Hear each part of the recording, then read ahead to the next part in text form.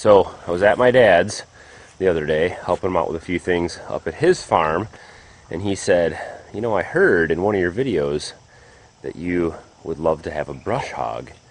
And I just happen to have one sitting in our barn that I have not used, and I don't have much use for anymore. Would you like to take it? And of course I said yes, because I would love to have a brush hog out here. I've been waiting to save up and find one at a good price and get out and blaze some trails and cut some things down in the woods and do all kinds of work around here. So we loaded it up and I brought it home, and I have this beautiful, almost new Land Pride brush hog. Now the only thing is, I'm a little bit afraid to use it. It's so big. So let's get this thing unloaded and hook it up, and let's see if this thing is too much for my tractor, or can the old Ford 4000 handle it. So here it is. It's a monster. It's a Land Pride. It looks like made in the USA. What does it say here? RCR 1872. Looks like it's about 7 feet wide, maybe 6 feet wide. But man, is this thing a monster. It's long, it's big, it's heavy. But I'm excited. So I'm gonna strap it up. I'm gonna use the tractor bucket and see if I can get it tied up with some straps I have here. I don't have any chains, unfortunately. So we'll see if we can get this thing unloaded and then hooked up to the tractor. Let's see if the 3-point can lift it and work it here. A lot of people make comments about this toe strap. I have had this toe strap since I was in high school in the late 90s, and it has broken several times, pulling trees out of the woods and other things, and been tied back together. It is in knots in places that are so tight I can't get out. Tied again to the hook down here. Has this strap finally met its match today? Are we going to be able to use this thing to lift that monster brush hog out of the trailer? Let's find out.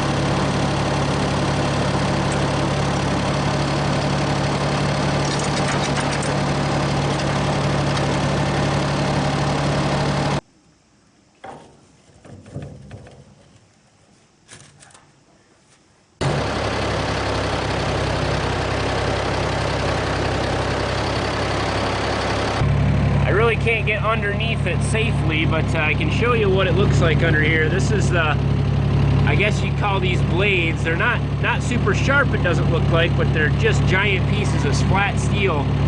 They fling around in here and just knock over and chop up anything in their path.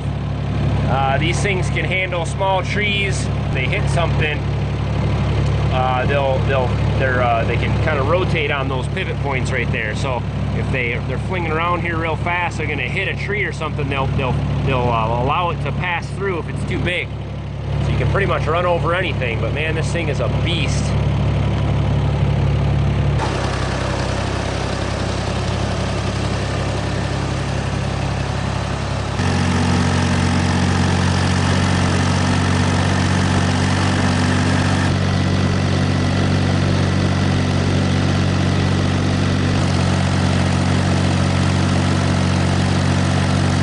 Alright, so this is one of the entrances that used to be kind of a mowed path. And ouch, that's sharp.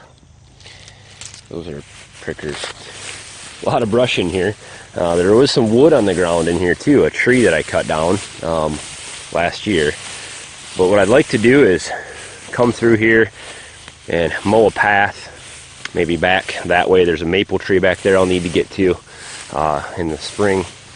And there's also another maple tree here and here, and a couple right back that way. So I'm not going to do all these trails today. I want to see if I can get this thing to work first, but let's just blaze some paths through here and see what this thing can do. Alright, we're ready to engage the PTO for the first time.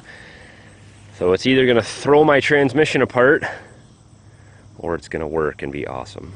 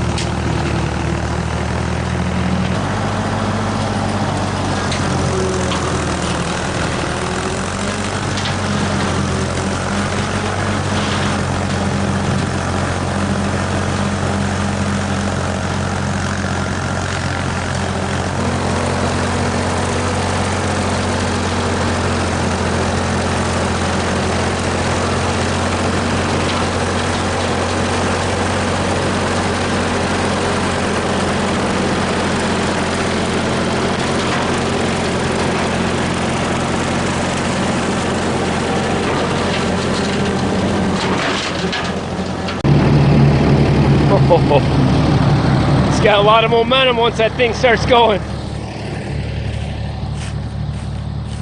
Alright, let's see what kind of damage we did back here. Man, that thing just blazes through anything. 2 passes. Got a nice little trail. That's great.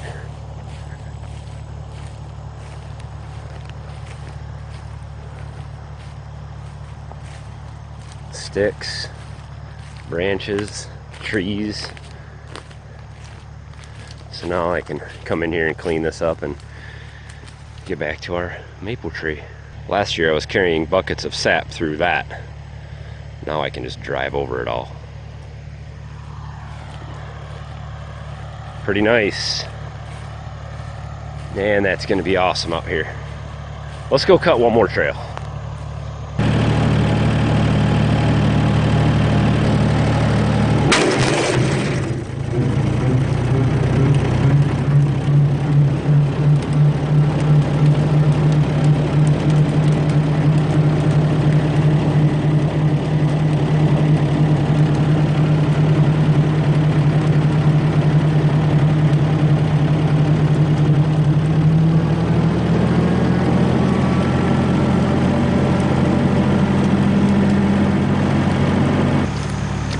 This is the logging trail back here. We keep this mowed down pretty good. I came through here with the bucket and scraped all this out, but let's make a couple passes right through here, clear that all out.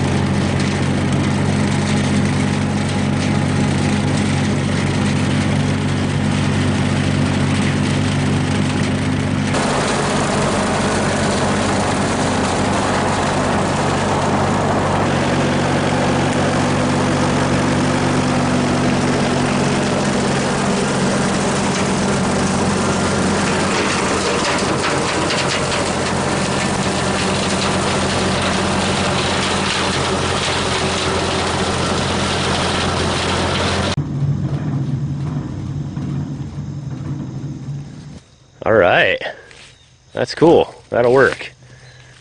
This is going to be a little camp spot, or maybe a spot for a little cabin or something someday, a little tiny house type thing.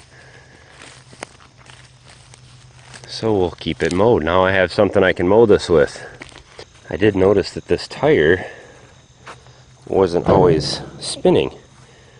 You see all these drag marks. It would get stuck sideways and it was dragging, so I'm not sure if we just need some grease in that, which I didn't do, so I should. I can put some grease in there, see if that solves the problem, or if I have the adjustment wrong on here, maybe I have too much weight on the back. We'll have to figure it out. Maybe I'll pull up a manual for it and see if we can dig up for that. I've got all these paths now I can widen up and make these real nice for fall, getting in here and prepare for spring. Clear some paths through here, connect out to that other one I was in earlier. We can get out to these maple trees and make collecting sap a lot easier this year.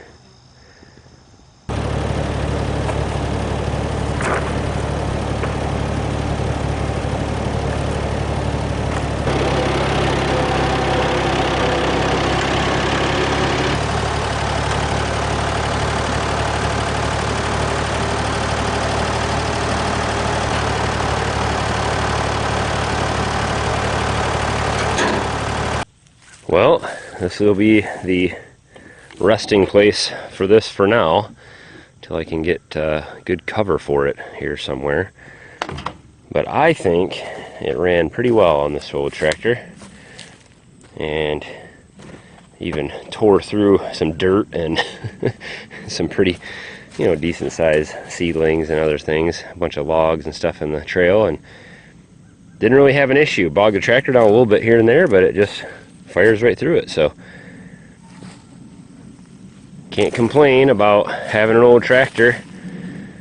Ford 4000 is I want to say 55 horsepower, gas engine, 3-cylinder, and it runs pretty good. So man, is this thing going to be handy. I'm not as afraid to use it anymore now that I've got it out and ran it a little bit.